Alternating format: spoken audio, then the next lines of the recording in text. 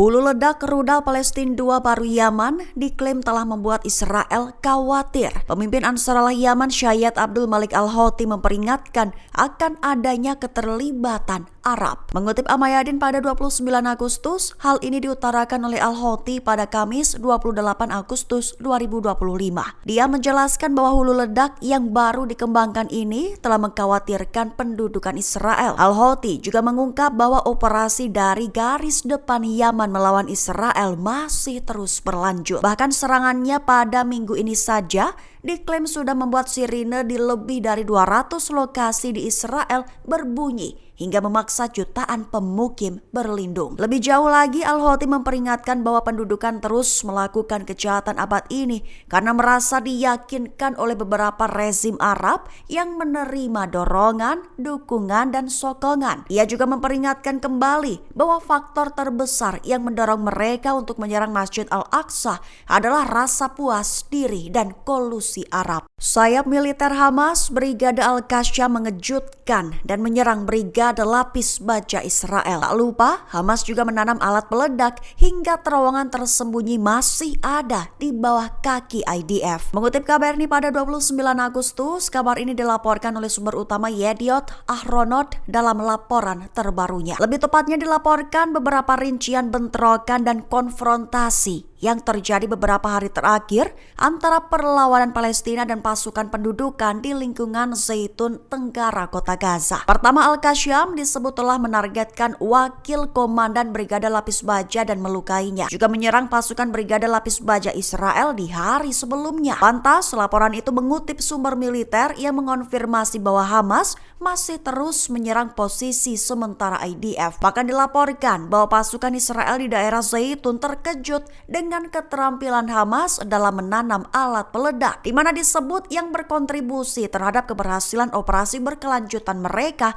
terhadap pasukan IDF yang maju ke daerah tersebut. Lebih jauh lagi, tentara Israel mengonfirmasi telah menemukan sebuah terowongan di bawah posisi mereka. Itu disebut telah menunjukkan kemampuan Hamas membangun kembali dan memulihkan sebagian kemampuan militernya meskipun menghadapi serangan udara yang intens.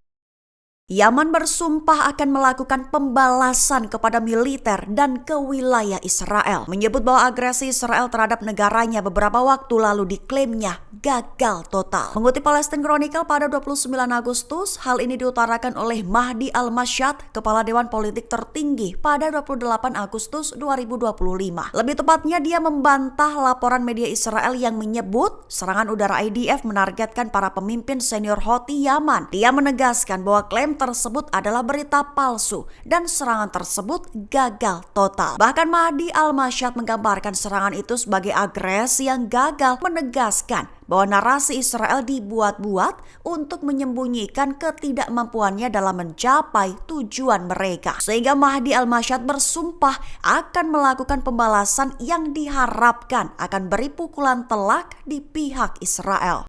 Operasi intelijen Iran dilaporkan berhasil menembus keamanan vital Israel, sehingga itu diklaim menjadi satu di antara faktor kemenangan pasukan IRGC Iran dalam perang 12 hari kemarin. Mengutip Tasnim pada 29 Agustus, hal ini dikabarkan oleh juru bicara IRGC, Brigadir Jenderal Ali Mohammad Naini pada 28 Agustus 2025. Lebih tepatnya, dia menekankan bahwa operasi intelijen Iran di dalam rezim Zionis berhasil menyelesaikan banyak ambiguitas yang ada. Mengklaimnya semakin melengkapi bank informasi di pihak IRGC Iran. Dijelaskan olehnya bahwa bank informasi itu sangat efektif dalam setiap serangan rudal dan pesawat nirawak Iran, di mana IRGC menggunakan data yang diperoleh melalui peretasan, infiltrasi, dan pengumpulan intelijen baru di pihak Israel. Sehingga itu diklaimnya menjadi satu penyebab utama kekalahan militer Israel dalam perang adalah kegagalan intelijen mereka beberapa waktu lalu.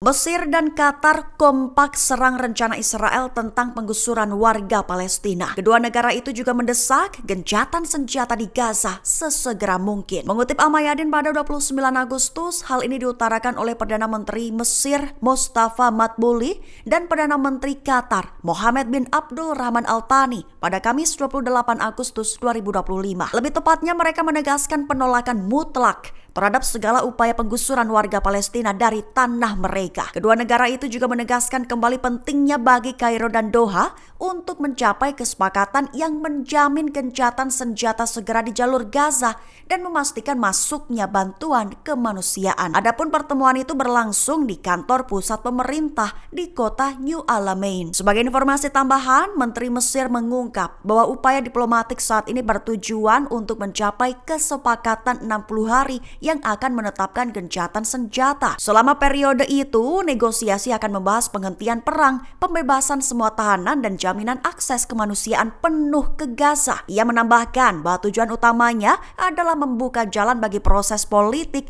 yang mengarah pada pembentukan negara Palestina. Download Tribun X sekarang, menghadirkan lokal menjadi Indonesia.